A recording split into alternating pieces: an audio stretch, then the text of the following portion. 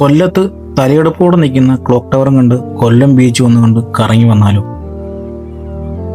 എന്ന അങ്ങനെ ഒരു കറക്കത്തിലേക്കാണ് ഞാനിപ്പോൾ പോകുന്നത്.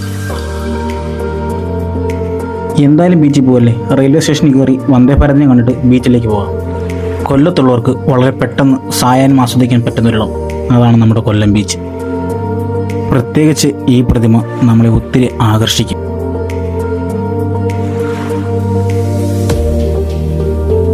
ഞാൻ ചെന്നപ്പോൾ കണ്ടത് കലിതുള്ളി കിടക്കുന്ന കൊല്ലം ബീച്ചിനെ.